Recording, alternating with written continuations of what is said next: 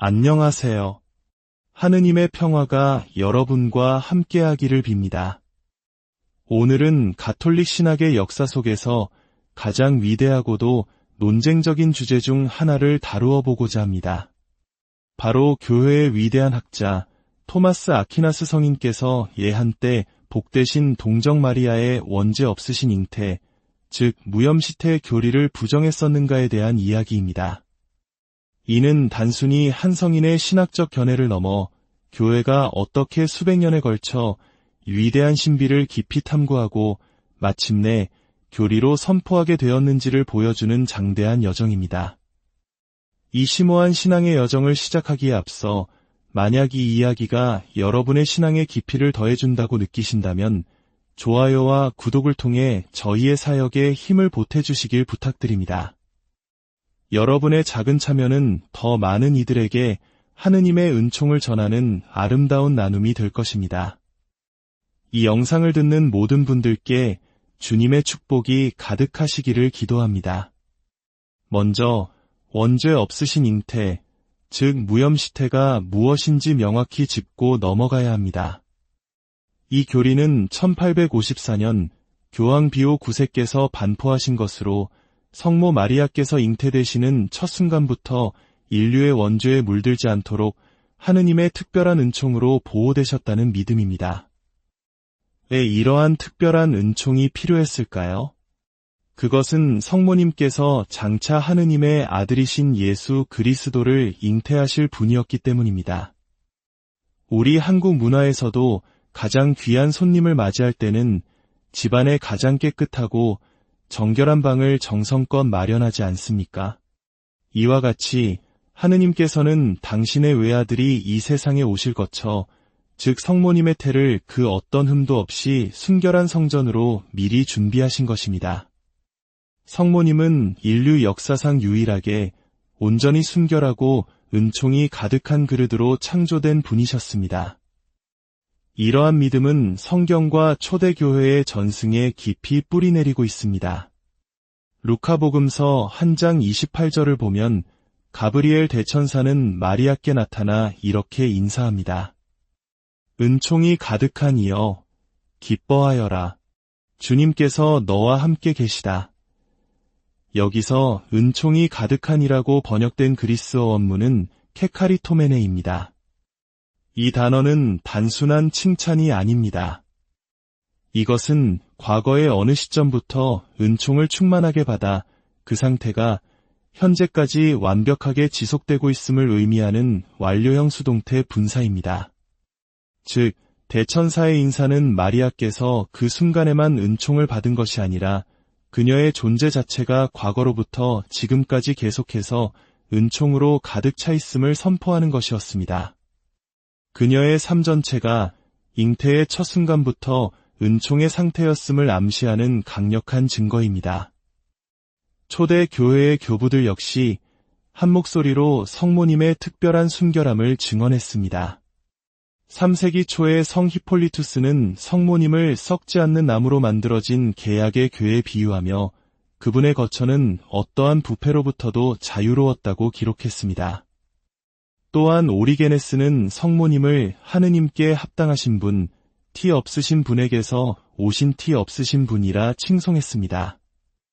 라틴어로 티 없다는 뜻의 임마쿨라타는 바로 이 무염시태 교리의 핵심 단어입니다. 시리아 교회의 위대한 성인 에프렘 성인은 그리스도를 향해 이렇게 노래했습니다.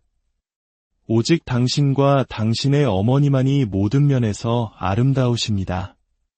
당신께는 흠이 없고 당신의 어머니께는 어떠한 얼룩도 없습니다.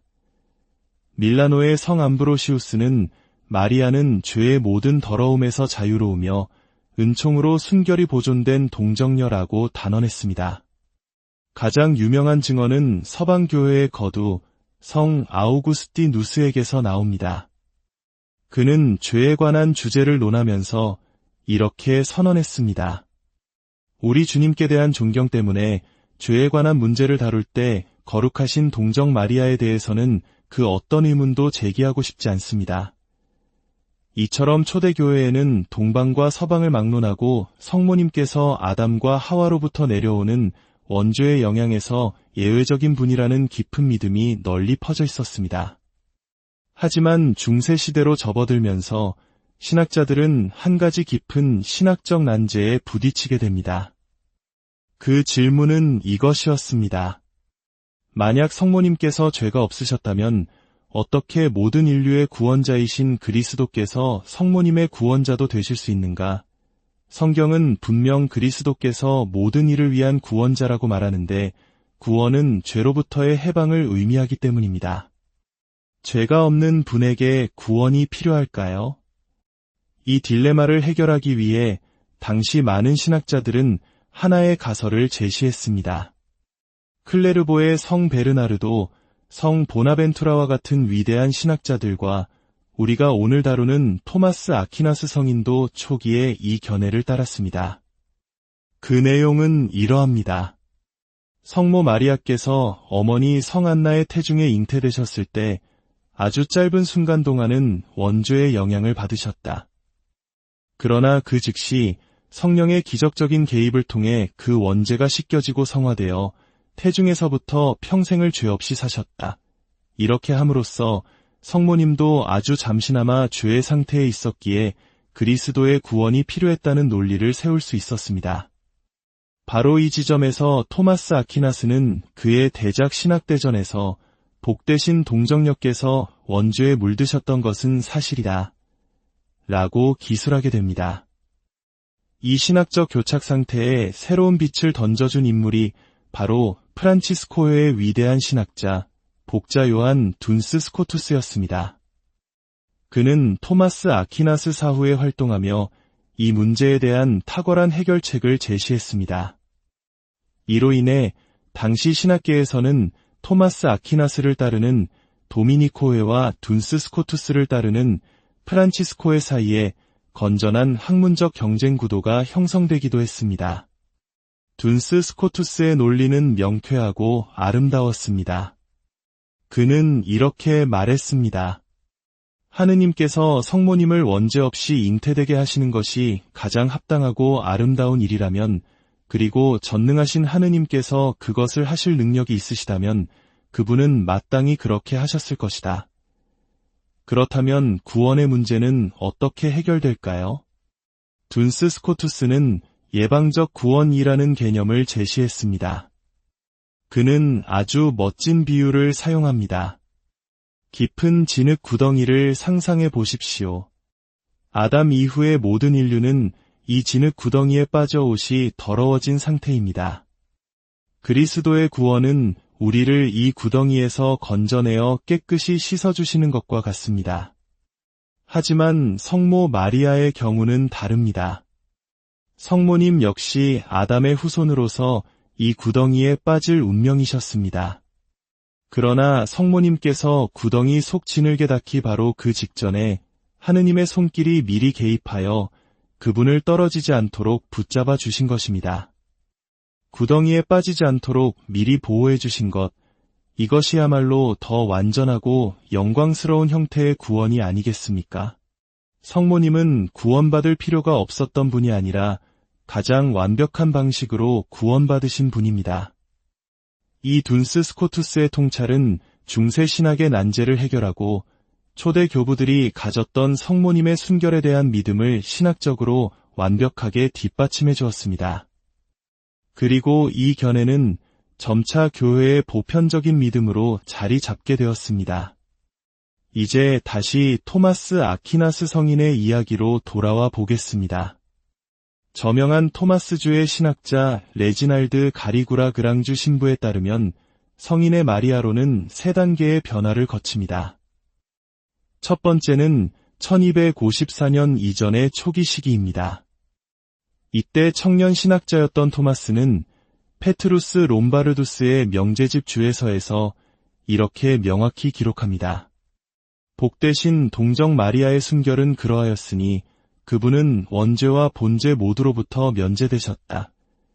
놀랍게도 그의 신학 여정 초기에는 무염시태를 분명히 긍정했던 것입니다. 두 번째 시기는 1254년부터 1272년까지 바로 신학대전을 지필하던 시기입니다. 이때 그는 앞서 언급한 중세의 신학적 딜레마에 고심하며 복되신 동정녀께서 원죄에 물드셨다는 입장을 취하게 됩니다. 이것이 우리가 오늘날 가장 널리 알고 있는 그의 견해입니다. 하지만 세 번째, 1272년 이후에 아주 말년 시기가 있습니다.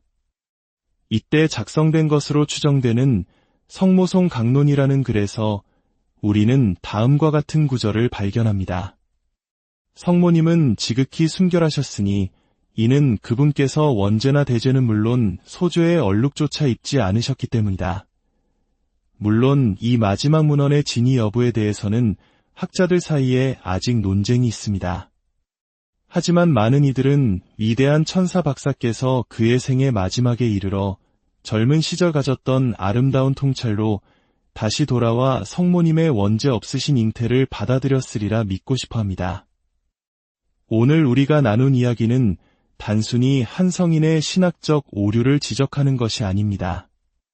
이것은 교회가 하나의 위대한 신비를 이해하기 위해 얼마나 깊이 고뇌하고 기도하며 성령의 이끄심 속에서 점진적으로 진리를 향해 나아갔는지를 보여주는 감동적인 역사입니다. 토마스 아퀴나스의 고뇌조차도 이 진리를 더욱 밝히기 위한 하느님의 섭리 안에 있었던 것입니다.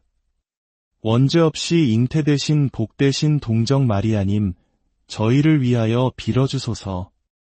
이 이야기를 경청해 주신 모든 분들께 하느님의 은총과 평화가 늘 함께하시기를 안녕하세요. 하느님의 평화가 여러분과 함께하기를 빕니다. 오늘은 가톨릭 신학의 역사 속에서 가장 위대하고도 논쟁적인 주제 중 하나를 다루어 보고자 합니다. 바로 교회의 위대한 학자 토마스 아퀴나스 성인께서 예한때 복되신 동정 마리아의 원죄 없으신 잉태, 즉 무염시태의 교리를 부정했었는가에 대한 이야기입니다.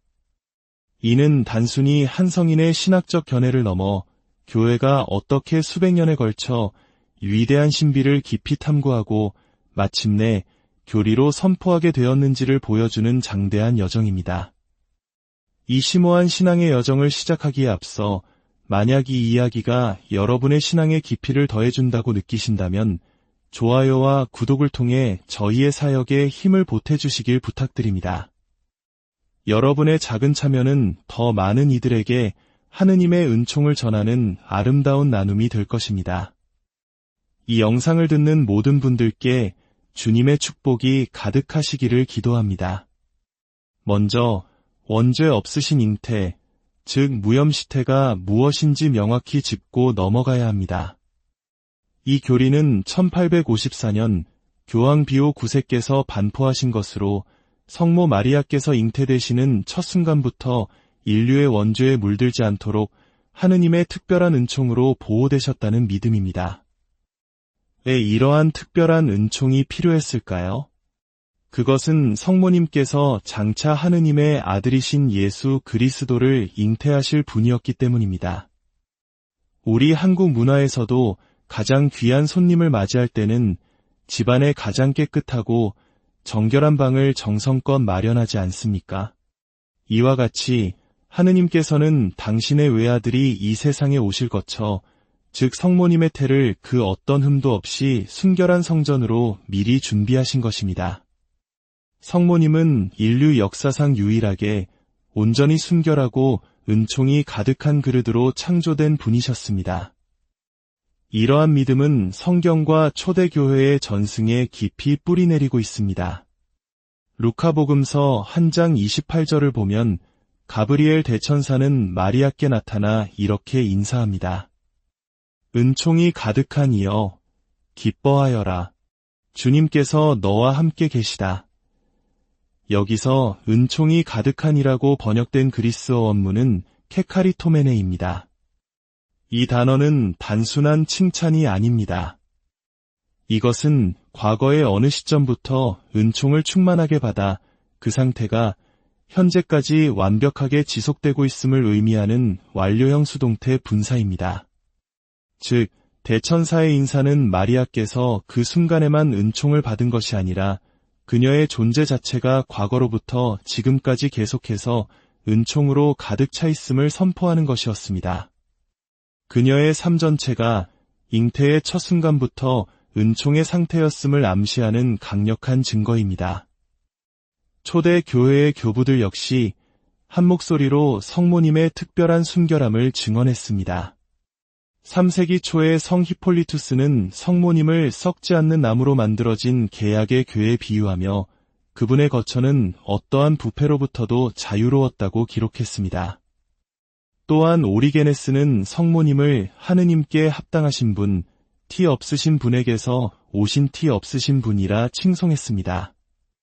라틴어로 티 없다는 뜻의 임마쿨라타는 바로 이 무염시태 교리의 핵심 단어입니다. 시리아 교회의 위대한 성인 에프렘 성인은 그리스도를 향해 이렇게 노래했습니다. 오직 당신과 당신의 어머니만이 모든 면에서 아름다우십니다. 당신께는 흠이 없고 당신의 어머니께는 어떠한 얼룩도 없습니다.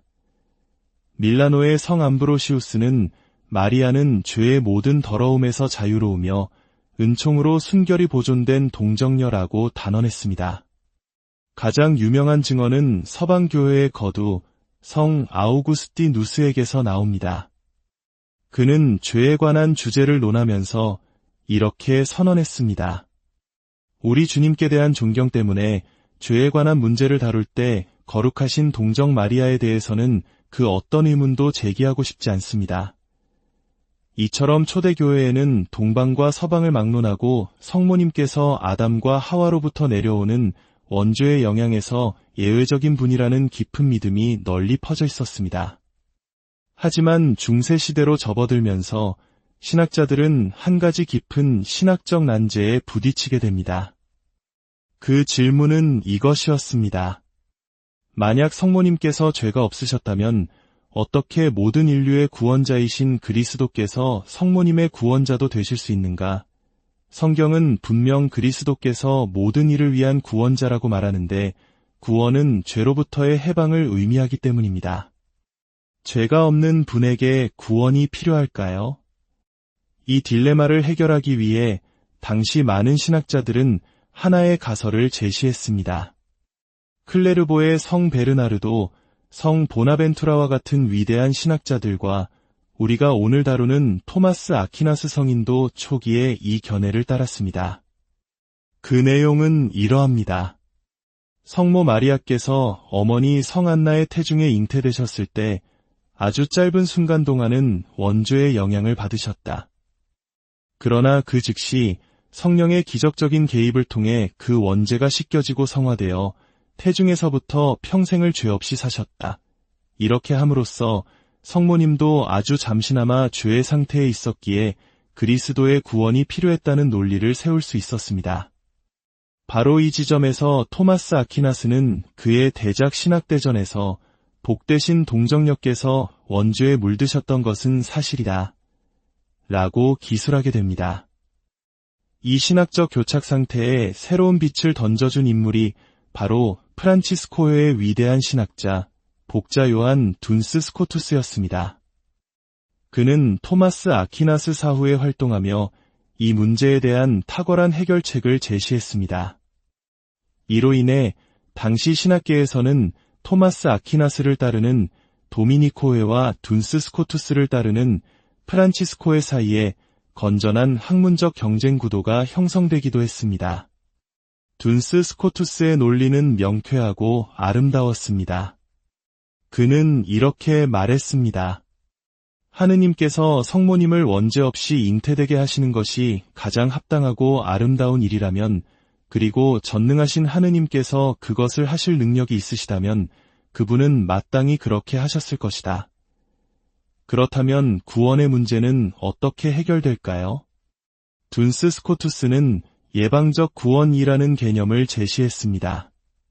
그는 아주 멋진 비유를 사용합니다. 깊은 진흙 구덩이를 상상해 보십시오. 아담 이후의 모든 인류는 이 진흙 구덩이에 빠져 옷이 더러워진 상태입니다. 그리스도의 구원은 우리를 이 구덩이에서 건져내어 깨끗이 씻어주시는 것과 같습니다. 하지만 성모 마리아의 경우는 다릅니다. 성모님 역시 아담의 후손으로서 이 구덩이에 빠질 운명이셨습니다. 그러나 성모님께서 구덩이 속 진을 닿기 바로 그 직전에 하느님의 손길이 미리 개입하여 그분을 떨어지지 않도록 붙잡아 주신 것입니다. 구덩이에 빠지지 않도록 미리 보호해 주신 것, 이것이야말로 더 완전하고 영광스러운 형태의 구원이 아니겠습니까? 성모님은 구원받을 필요가 없었던 분이 아니라 가장 완벽한 방식으로 구원받으신 분입니다. 이 둔스 스코투스의 통찰은 중세 신학의 난제를 해결하고 초대 교부들이 가졌던 성모님의 순결에 대한 믿음을 신학적으로 완벽하게 뒷받침해 주었습니다. 그리고 이 견해는 점차 교회의 보편적인 믿음으로 자리 잡게 되었습니다. 이제 다시 토마스 아퀴나스 성인의 이야기로 돌아와 보겠습니다. 저명한 토마스주의 신학자 레지날드 가리구라 그랑주 신부에 따르면 성인의 마리아로는 3단계의 변화를 거칩니다. 첫 번째는 1254년 이전의 초기 시기입니다. 이때 청년 신학자였던 토마스는 페트루스 롬바르두스의 명제집 주에서에서 이렇게 명확히 기록합니다.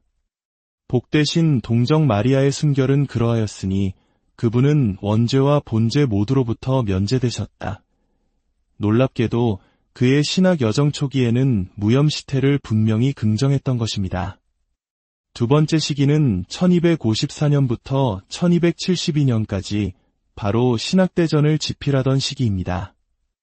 이때 그는 앞서 언급한 중세의 신학적 딜레마에 고심하며 복되신 동정녀께서 원죄에 물드셨다는 입장을 취하게 됩니다. 이것이 우리가 오늘날 가장 널리 알고 있는 그의 견해입니다. 하지만 세 번째, 1272년 이후에 아주 말년 시기가 있습니다. 이때 작성된 것으로 추정되는 성모송 강론이라는 글에서 우리는 다음과 같은 구절을 발견합니다. 성모님은 지극히 순결하셨으니 이는 그분께서 원죄나 대죄는 물론 소죄의 얼룩조차 입지 않으셨기 때문이다. 물론 이 마지막 문헌의 진위 여부에 대해서는 학자들 사이에 아직 논쟁이 있습니다. 하지만 많은 이들은 위대한 천사 박사께서 그의 생의 마지막에 이르러 젊은 시절 가졌던 아름다운 통찰로 다시 돌아와 성모님의 원죄 없으신 잉태를 받아들였으리라 믿고 싶어합니다. 오늘 우리가 나눈 이야기는 단순히 한 성인의 신학적 오류를 지적하는 것이 아닙니다. 이것은 교회가 하나의 위대한 신비를 이해하기 위해 얼마나 깊이 고뇌하고 기도하며 성령의 이끄심 속에서 점진적으로 진리를 향해 나아갔는지를 보여주는 감동적인 역사입니다. 토마스 아퀴나스의 고뇌조차도 이 진리를 더욱 밝히기 위한 하느님의 섭리 안에 있었던 것입니다. 원죄 없이 잉태되신 복되신 동정 마리아님, 저희를 위하여 빌어주소서. 이 이야기를 경청해 주신 모든 분들께 하느님의 은총과 평화가 늘 함께하시기를 안녕하세요. 하느님의 평화가 여러분과 함께하기를 빕니다. 오늘은 가톨릭 신학의 역사 속에서 가장 위대하고도 논쟁적인 주제 중 하나를 다루어 보고자 합니다. 바로 교회의 위대한 학자 토마스 아퀴나스 성인께서 예한때 복되신 동정 마리아의 원죄 없으신 잉태, 즉 무염시태 교리를 부정했었는가에 대한 이야기입니다.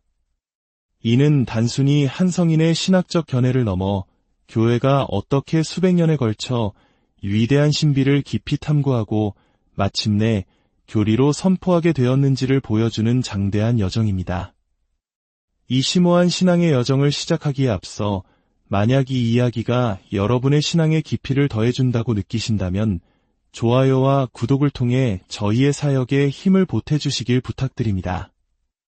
여러분의 작은 참여는 더 많은 이들에게 하느님의 은총을 전하는 아름다운 나눔이 될 것입니다. 이 영상을 듣는 모든 분들께 주님의 축복이 가득하시기를 기도합니다. 먼저 원죄 없으신 잉태, 즉 무염시태가 무엇인지 명확히 짚고 넘어가야 합니다. 이 교리는 1854년 교황 비오 9세께서 반포하신 것으로 성모 마리아께서 잉태되시는 첫 순간부터 인류의 원죄에 물들지 않도록 하느님의 특별한 은총으로 보호되셨다는 믿음입니다. 왜 이러한 특별한 은총이 필요했을까요? 그것은 성모님께서 장차 하느님의 아들이신 예수 그리스도를 잉태하실 분이었기 때문입니다. 우리 한국 문화에서도 가장 귀한 손님을 맞이할 때는 집안에 가장 깨끗하고 정결한 방을 정성껏 마련하지 않습니까? 이와 같이 하느님께서는 당신의 외아들이 이 세상에 오실 것처 즉 성모님의 태를 그 어떤 흠도 없이 순결한 성전으로 미리 준비하신 것입니다. 성모님은 인류 역사상 유일하게 온전히 순결하고 은총이 가득한 그릇으로 창조된 분이셨습니다. 이러한 믿음은 성경과 초대교회의 전승에 깊이 뿌리내리고 있습니다. 루카복음서 1장 28절을 보면 가브리엘 대천사는 마리아께 나타나 이렇게 인사합니다. 은총이 가득한 이여 기뻐하여라. 주님께서 너와 함께 계시다. 여기서 은총이 가득한이라고 번역된 그리스어 원문은 케카리토메네입니다. 이 단어는 단순한 칭찬이 아닙니다. 이것은 과거의 어느 시점부터 은총을 충만하게 받아 그 상태가 현재까지 완벽하게 지속되고 있음을 의미하는 완료형 수동태 분사입니다. 즉, 대천사의 인사는 마리아께서 그 순간에만 은총을 받은 것이 아니라 그녀의 존재 자체가 과거로부터 지금까지 계속해서 은총으로 가득 차 있음을 선포하는 것이었습니다. 그녀의 삶 전체가 잉태의 첫 순간부터 은총의 상태였음을 암시하는 강력한 증거입니다. 초대 교회의 교부들 역시 한 목소리로 성모님의 특별한 순결함을 증언했습니다. 3세기 초에 성 히폴리투스는 성모님을 썩지 않는 나무로 만들어진 계약의 궤에 비유하며 그분의 거처는 어떠한 부패로부터도 자유로웠다고 기록했습니다. 또한 오리게네스는 성모님을 하느님께 합당하신 분, 티 없으신 분에게서 오신 티 없으신 분이라 칭송했습니다.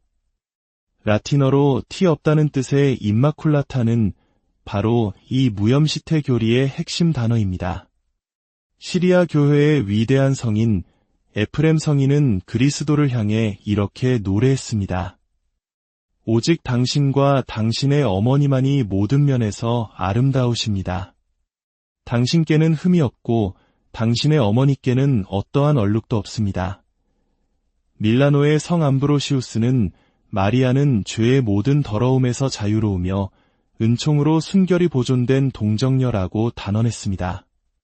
가장 유명한 증언은 서방교회의 거두 성 아우구스티누스에게서 나옵니다.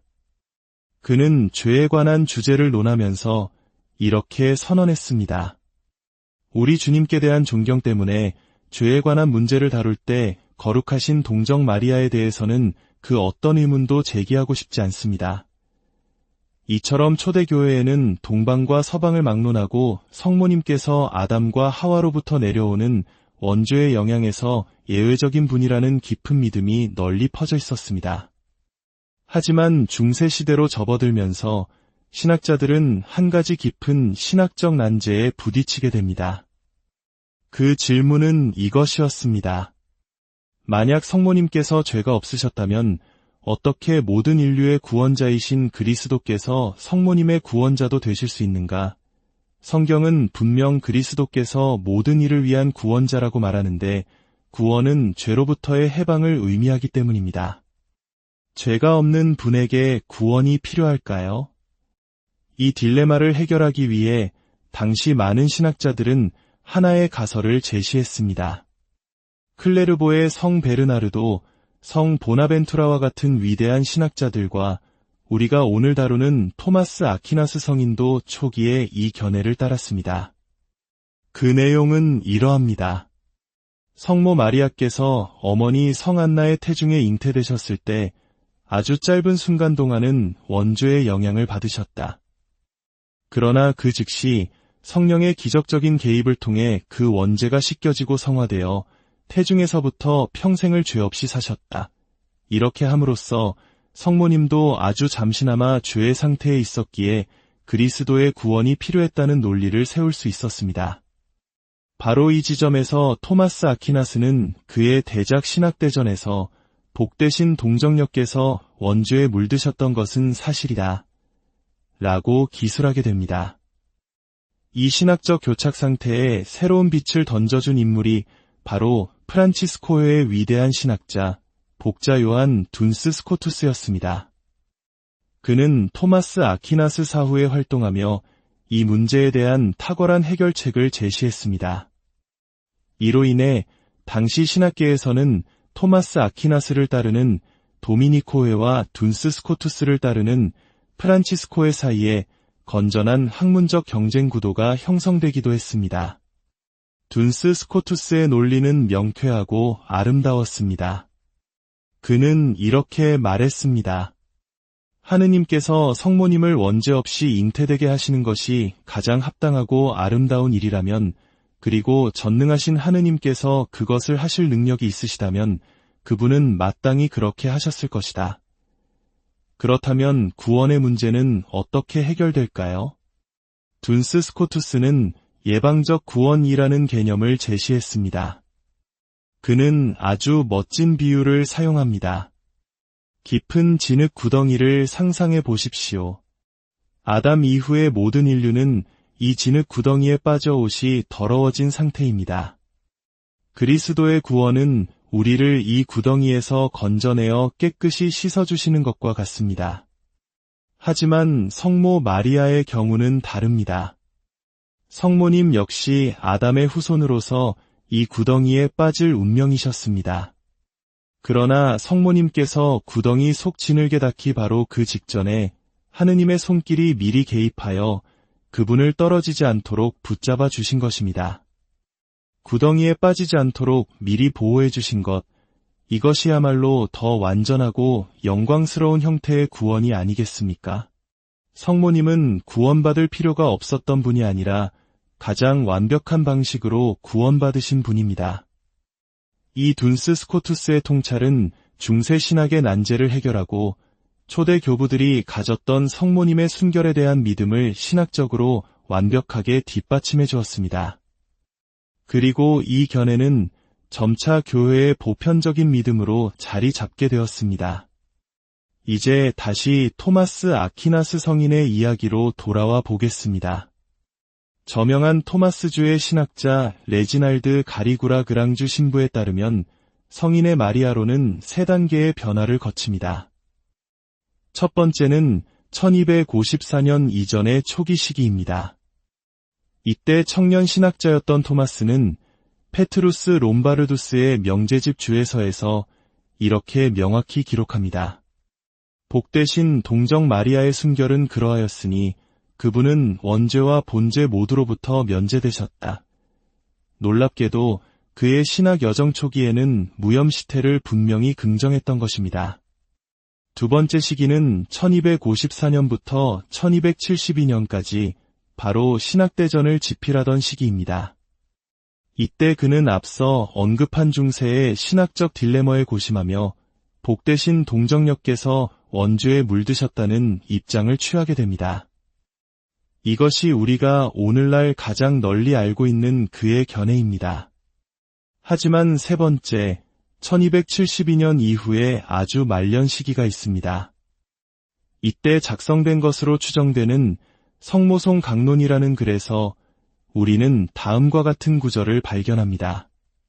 성모님은 지극히 순결하셨으니 이는 그분께서 원죄나 대죄는 물론 소죄의 얼룩조차 입지 않으셨기 때문이다. 물론 이 마지막 문헌의 진위 여부에 대해서는 학자들 사이에 아직 논쟁이 있습니다. 하지만 많은 이들은 위대한 천사 박사께서 그의 생의 마지막에 이르러 젊은 시절 가졌던 아름다운 통찰로 다시 돌아와 성모님의 원죄 없으신 잉태를 받아들였으리라 믿고 싶어합니다. 오늘 우리가 나눈 이야기는 단순히 한 성인의 신학적 오류를 지적하는 것이 아닙니다. 이것은 교회가 하나의 위대한 신비를 이해하기 위해 얼마나 깊이 고뇌하고 기도하며 성령의 이끄심 속에서 점진적으로 진리를 향해 나아갔는지를 보여주는 감동적인 역사입니다. 토마스 아퀴나스의 고뇌조차도 이 진리를 더욱 밝히기 위한 하느님의 섭리 안에 있었던 것입니다. 원죄 없이 잉태되신 복되신 동정 마리아님, 저희를 위하여 빌어주소서. 이 이야기를 경청해 주신 모든 분들께 하느님의 은총과 평화가 늘 함께하시기를 안녕하세요. 하느님의 평화가 여러분과 함께하기를 빕니다. 오늘은 가톨릭 신학의 역사 속에서 가장 위대하고도 논쟁적인 주제 중 하나를 다루어 보고자 합니다. 바로 교회의 위대한 학자 토마스 아퀴나스 성인께서 예한때 복되신 동정 마리아의 원죄 없으신 잉태, 즉 무염시태 교리를 부정했었는가에 대한 이야기입니다. 이는 단순히 한 성인의 신학적 견해를 넘어 교회가 어떻게 수백 년에 걸쳐 위대한 신비를 깊이 탐구하고 마침내 교리로 선포하게 되었는지를 보여주는 장대한 여정입니다. 이 심오한 신앙의 여정을 시작하기에 앞서 만약 이 이야기가 여러분의 신앙의 깊이를 더해준다고 느끼신다면 좋아요와 구독을 통해 저희의 사역에 힘을 보태주시길 부탁드립니다. 여러분의 작은 참여는 더 많은 이들에게 하느님의 은총을 전하는 아름다운 나눔이 될 것입니다. 이 영상을 듣는 모든 분들께 주님의 축복이 가득하시기를 기도합니다. 먼저 원죄 없으신 잉태, 즉 무염시태가 무엇인지 명확히 짚고 넘어가야 합니다. 이 교리는 1854년 교황 비오 9세께서 반포하신 것으로 성모 마리아께서 잉태되시는 첫 순간부터 인류의 원죄에 물들지 않도록 하느님의 특별한 은총으로 보호되셨다는 믿음입니다. 왜 이러한 특별한 은총이 필요했을까요? 그것은 성모님께서 장차 하느님의 아들이신 예수 그리스도를 잉태하실 분이었기 때문입니다.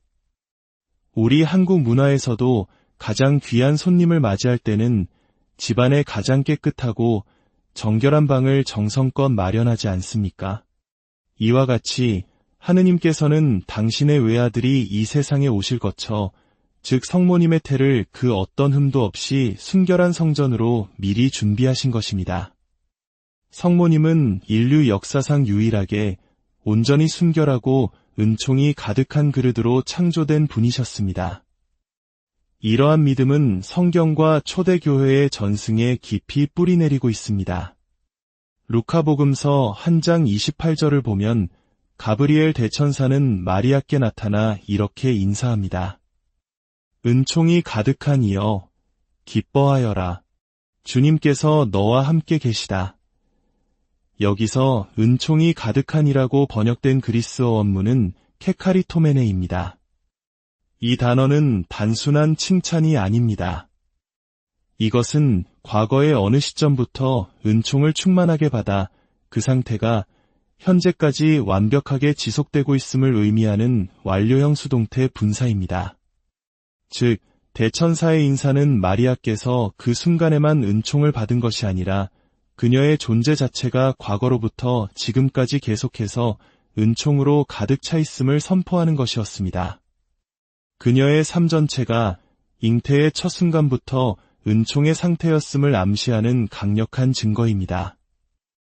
초대 교회의 교부들 역시 한 목소리로 성모님의 특별한 순결함을 증언했습니다. 3세기 초의 성 히폴리투스는 성모님을 썩지 않는 나무로 만들어진 계약의 궤에 비유하며 그분의 거처는 어떠한 부패로부터도 자유로웠다고 기록했습니다. 또한 오리게네스는 성모님을 하느님께 합당하신 분, 티 없으신 분에게서 오신 티 없으신 분이라 칭송했습니다. 라틴어로 티 없다는 뜻의 임마쿨라타는 바로 이 무염시태 교리의 핵심 단어입니다. 시리아 교회의 위대한 성인 에프렘 성인은 그리스도를 향해 이렇게 노래했습니다. 오직 당신과 당신의 어머니만이 모든 면에서 아름다우십니다. 당신께는 흠이 없고 당신의 어머니께는 어떠한 얼룩도 없습니다.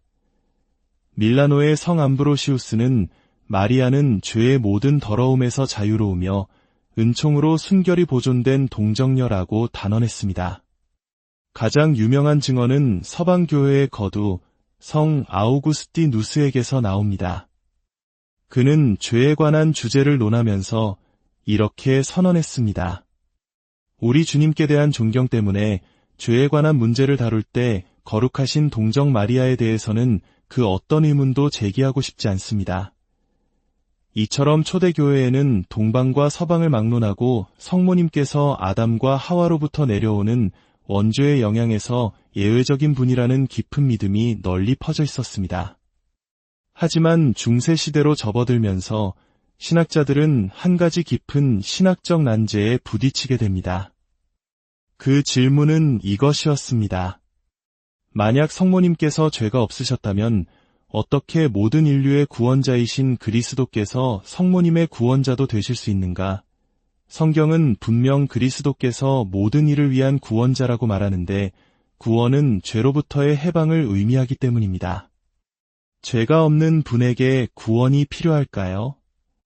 이 딜레마를 해결하기 위해 당시 많은 신학자들은 하나의 가설을 제시했습니다. 클레르보의 성 베르나르도, 성 보나벤투라와 같은 위대한 신학자들과 우리가 오늘 다루는 토마스 아퀴나스 성인도 초기에 이 견해를 따랐습니다. 그 내용은 이러합니다. 성모 마리아께서 어머니 성안나의 태중에 잉태되셨을 때 아주 짧은 순간 동안은 원죄의 영향을 받으셨다. 그러나 그 즉시 성령의 기적적인 개입을 통해 그 원죄가 씻겨지고 성화되어 태중에서부터 평생을 죄 없이 사셨다. 이렇게 함으로써 성모님도 아주 잠시나마 죄의 상태에 있었기에 그리스도의 구원이 필요했다는 논리를 세울 수 있었습니다. 바로 이 지점에서 토마스 아퀴나스는 그의 대작 신학대전에서 복되신 동정녀께서 원죄에 물드셨던 것은 사실이다 라고 기술하게 됩니다. 이 신학적 교착 상태에 새로운 빛을 던져준 인물이 바로 프란치스코의 위대한 신학자 복자 요한 둔스 스코투스였습니다. 그는 토마스 아퀴나스 사후에 활동하며 이 문제에 대한 탁월한 해결책을 제시했습니다. 이로 인해 당시 신학계에서는 토마스 아퀴나스를 따르는 도미니코회와 둔스 스코투스를 따르는 프란치스코회 사이에 건전한 학문적 경쟁 구도가 형성되기도 했습니다. 둔스 스코투스의 논리는 명쾌하고 아름다웠습니다. 그는 이렇게 말했습니다. 하느님께서 성모님을 원죄 없이 잉태되게 하시는 것이 가장 합당하고 아름다운 일이라면, 그리고 전능하신 하느님께서 그것을 하실 능력이 있으시다면 그분은 마땅히 그렇게 하셨을 것이다. 그렇다면 구원의 문제는 어떻게 해결될까요? 둔스 스코투스는 예방적 구원이라는 개념을 제시했습니다. 그는 아주 멋진 비유를 사용합니다. 깊은 진흙 구덩이를 상상해 보십시오. 아담 이후의 모든 인류는 이 진흙 구덩이에 빠져 옷이 더러워진 상태입니다. 그리스도의 구원은 우리를 이 구덩이에서 건져내어 깨끗이 씻어주시는 것과 같습니다. 하지만 성모 마리아의 경우는 다릅니다. 성모님 역시 아담의 후손으로서 이 구덩이에 빠질 운명이셨습니다. 그러나 성모님께서 구덩이 속 진흙에 닿기 바로 그 직전에 하느님의 손길이 미리 개입하여 그분을 떨어지지 않도록 붙잡아 주신 것입니다. 구덩이에 빠지지 않도록 미리 보호해 주신 것, 이것이야말로 더 완전하고 영광스러운 형태의 구원이 아니겠습니까? 성모님은 구원받을 필요가 없었던 분이 아니라 가장 완벽한 방식으로 구원받으신 분입니다. 이 둔스 스코투스의 통찰은 중세 신학의 난제를 해결하고 초대 교부들이 가졌던 성모님의 순결에 대한 믿음을 신학적으로 완벽하게 뒷받침해 주었습니다. 그리고 이 견해는 점차 교회의 보편적인 믿음으로 자리 잡게 되었습니다. 이제 다시 토마스 아퀴나스 성인의 이야기로 돌아와 보겠습니다. 저명한 토마스주의 신학자 레지날드 가리구라 그랑주 신부에 따르면 성인의 마리아로는 세 단계의 변화를 거칩니다. 첫 번째는 1254년 이전의 초기 시기입니다. 이때 청년 신학자였던 토마스는 페트루스 롬바르두스의 명제집 주에서에서 이렇게 명확히 기록합니다. 복되신 동정 마리아의 순결은 그러하였으니 그분은 원죄와 본죄 모두로부터 면제되셨다. 놀랍게도 그의 신학 여정 초기에는 무염시태를 분명히 긍정했던 것입니다. 두 번째 시기는 1254년부터 1272년까지 바로 신학대전을 집필하던 시기입니다. 이때 그는 앞서 언급한 중세의 신학적 딜레마에 고심하며 복되신 동정녀께서 원죄에 물드셨다는 입장을 취하게 됩니다. 이것이 우리가 오늘날 가장 널리 알고 있는 그의 견해입니다. 하지만 세 번째, 1272년 이후에 아주 말년 시기가 있습니다. 이때 작성된 것으로 추정되는 성모송 강론이라는 글에서 우리는 다음과 같은 구절을 발견합니다. 성모님은 지극히 순결하셨으니 이는 그분께서 원죄나 대죄는 물론 소죄의 얼룩조차 입지 않으셨기 때문이다.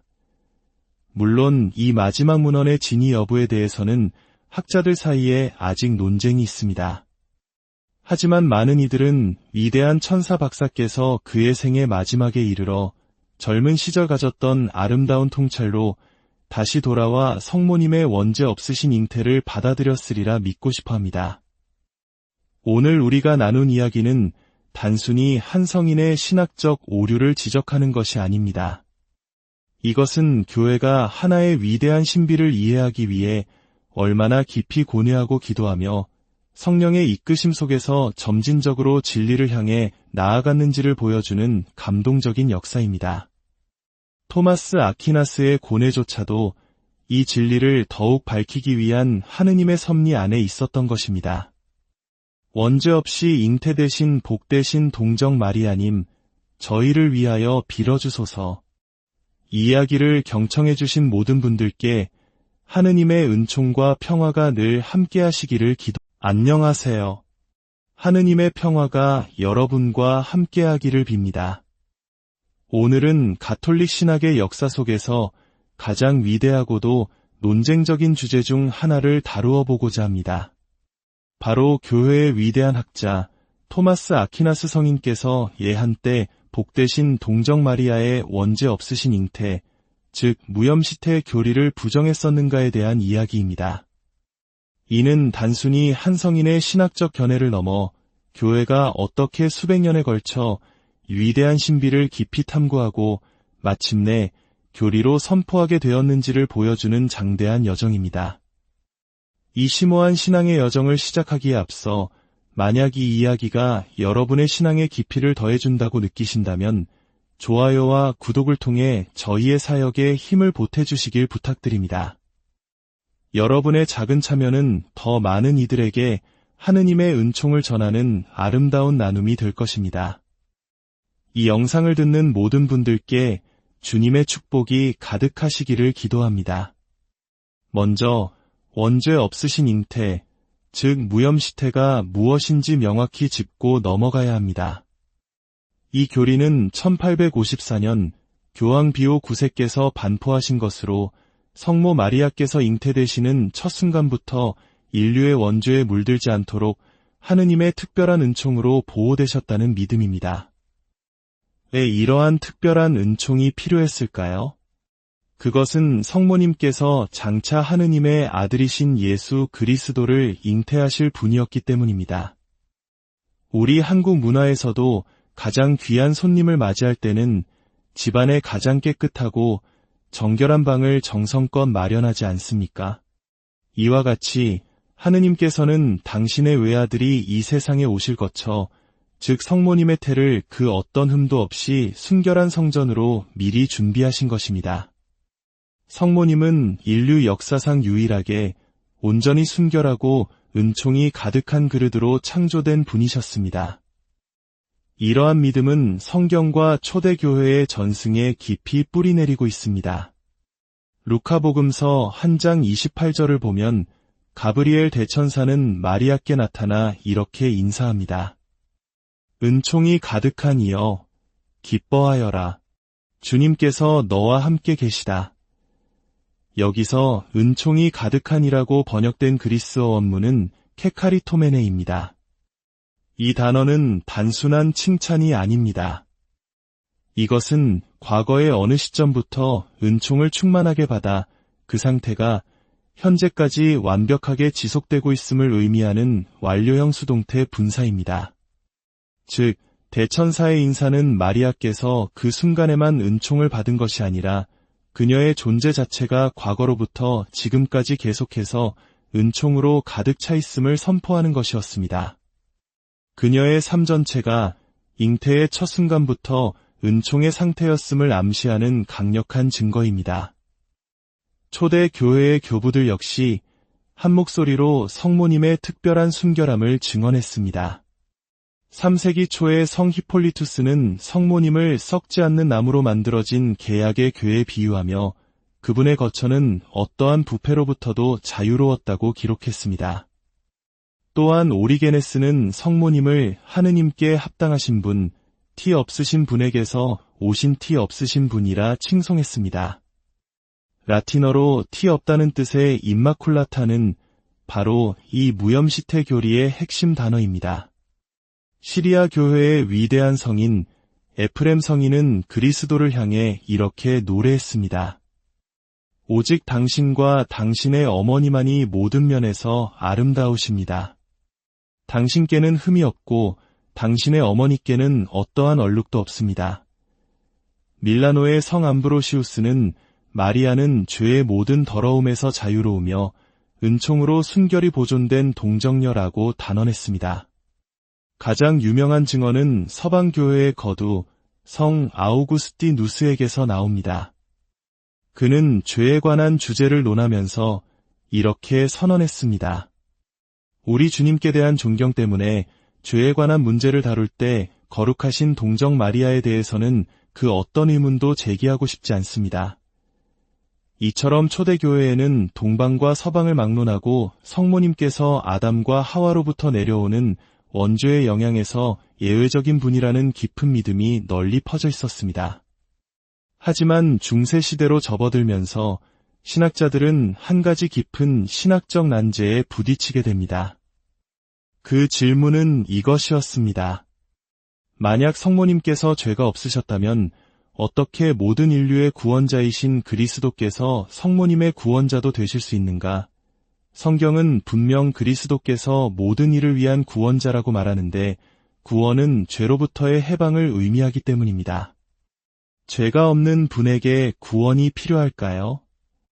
이 딜레마를 해결하기 위해 당시 많은 신학자들은 하나의 가설을 제시했습니다. 클레르보의 성 베르나르도, 성 보나벤투라와 같은 위대한 신학자들과 우리가 오늘 다루는 토마스 아퀴나스 성인도 초기에 이 견해를 따랐습니다. 그 내용은 이러합니다. 성모 마리아께서 어머니 성안나의 태중에 잉태되셨을 때 아주 짧은 순간 동안은 원죄의 영향을 받으셨다. 그러나 그 즉시 성령의 기적적인 개입을 통해 그 원죄가 씻겨지고 성화되어 태중에서부터 평생을 죄 없이 사셨다. 이렇게 함으로써 성모님도 아주 잠시나마 죄의 상태에 있었기에 그리스도의 구원이 필요했다는 논리를 세울 수 있었습니다. 바로 이 지점에서 토마스 아퀴나스는 그의 대작 신학대전에서 복되신 동정녀께서 원죄에 물드셨던 것은 사실이다 라고 기술하게 됩니다. 이 신학적 교착 상태에 새로운 빛을 던져준 인물이 바로 프란치스코의 위대한 신학자 복자 요한 둔스 스코투스였습니다. 그는 토마스 아퀴나스 사후에 활동하며 이 문제에 대한 탁월한 해결책을 제시했습니다. 이로 인해 당시 신학계에서는 토마스 아퀴나스를 따르는 도미니코회와 둔스 스코투스를 따르는 프란치스코회 사이에 건전한 학문적 경쟁 구도가 형성되기도 했습니다. 둔스 스코투스의 논리는 명쾌하고 아름다웠습니다. 그는 이렇게 말했습니다. 하느님께서 성모님을 원죄 없이 잉태되게 하시는 것이 가장 합당하고 아름다운 일이라면, 그리고 전능하신 하느님께서 그것을 하실 능력이 있으시다면 그분은 마땅히 그렇게 하셨을 것이다. 그렇다면 구원의 문제는 어떻게 해결될까요? 둔스 스코투스는 예방적 구원이라는 개념을 제시했습니다. 그는 아주 멋진 비유를 사용합니다. 깊은 진흙 구덩이를 상상해 보십시오. 아담 이후의 모든 인류는 이 진흙 구덩이에 빠져 옷이 더러워진 상태입니다. 그리스도의 구원은 우리를 이 구덩이에서 건져내어 깨끗이 씻어주시는 것과 같습니다. 하지만 성모 마리아의 경우는 다릅니다. 성모님 역시 아담의 후손으로서 이 구덩이에 빠질 운명이셨습니다. 그러나 성모님께서 구덩이 속 진흙에 닿기 바로 그 직전에 하느님의 손길이 미리 개입하여 그분을 떨어지지 않도록 붙잡아 주신 것입니다. 구덩이에 빠지지 않도록 미리 보호해 주신 것, 이것이야말로 더 완전하고 영광스러운 형태의 구원이 아니겠습니까? 성모님은 구원받을 필요가 없었던 분이 아니라 가장 완벽한 방식으로 구원받으신 분입니다. 이 둔스 스코투스의 통찰은 중세 신학의 난제를 해결하고 초대 교부들이 가졌던 성모님의 순결에 대한 믿음을 신학적으로 완벽하게 뒷받침해 주었습니다. 그리고 이 견해는 점차 교회의 보편적인 믿음으로 자리 잡게 되었습니다. 이제 다시 토마스 아퀴나스 성인의 이야기로 돌아와 보겠습니다. 저명한 토마스주의 신학자 레지날드 가리구라 그랑주 신부에 따르면 성인의 마리아로는 세 단계의 변화를 거칩니다. 첫 번째는 1254년 이전의 초기 시기입니다. 이때 청년 신학자였던 토마스는 페트루스 롬바르두스의 명제집 주에서에서 이렇게 명확히 기록합니다. 복되신 동정 마리아의 순결은 그러하였으니 그분은 원죄와 본죄 모두로부터 면제되셨다. 놀랍게도 그의 신학 여정 초기에는 무염시태를 분명히 긍정했던 것입니다. 두 번째 시기는 1254년부터 1272년까지 바로 신학대전을 집필하던 시기입니다.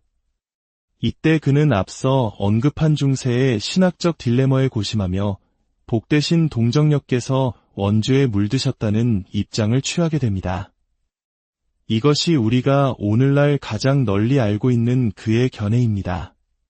하지만 세 번째, 1272년 이후에 아주 말년 시기가 있습니다. 이때 작성된 것으로 추정되는 성모송 강론이라는 글에서 우리는 다음과 같은 구절을 발견합니다. 성모님은 지극히 순결하셨으니 이는 그분께서 원죄나 대죄는 물론 소죄의 얼룩조차 입지 않으셨기 때문이다. 물론 이 마지막 문헌의 진위 여부에 대해서는 학자들 사이에 아직 논쟁이 있습니다. 하지만 많은 이들은 위대한 천사 박사께서 그의 생의 마지막에 이르러 젊은 시절 가졌던 아름다운 통찰로 다시 돌아와 성모님의 원죄 없으신 잉태를 받아들였으리라 믿고 싶어합니다. 오늘 우리가 나눈 이야기는 단순히 한 성인의 신학적 오류를 지적하는 것이 아닙니다. 이것은 교회가 하나의 위대한 신비를 이해하기 위해 얼마나 깊이 고뇌하고 기도하며 성령의 이끄심 속에서 점진적으로 진리를 향해 나아갔는지를 보여주는 감동적인 역사입니다. 토마스 아퀴나스의 고뇌조차도 이 진리를 더욱 밝히기 위한 하느님의 섭리 안에 있었던 것입니다. 원죄 없이 잉태되신 복되신 동정 마리아님, 저희를 위하여 빌어주소서. 이 이야기를 경청해 주신 모든 분들께 하느님의 은총과 평화가 늘 함께하시기를 안녕하세요. 하느님의 평화가 여러분과 함께하기를 빕니다. 오늘은 가톨릭 신학의 역사 속에서 가장 위대하고도 논쟁적인 주제 중 하나를 다루어 보고자 합니다. 바로 교회의 위대한 학자 토마스 아퀴나스 성인께서 예한때 복되신 동정 마리아의 원죄 없으신 잉태, 즉 무염시태 교리를 부정했었는가에 대한 이야기입니다. 이는 단순히 한 성인의 신학적 견해를 넘어 교회가 어떻게 수백 년에 걸쳐 위대한 신비를 깊이 탐구하고 마침내 교리로 선포하게 되었는지를 보여주는 장대한 여정입니다. 이 심오한 신앙의 여정을 시작하기에 앞서 만약 이 이야기가 여러분의 신앙의 깊이를 더해준다고 느끼신다면 좋아요와 구독을 통해 저희의 사역에 힘을 보태주시길 부탁드립니다. 여러분의 작은 참여는 더 많은 이들에게 하느님의 은총을 전하는 아름다운 나눔이 될 것입니다. 이 영상을 듣는 모든 분들께 주님의 축복이 가득한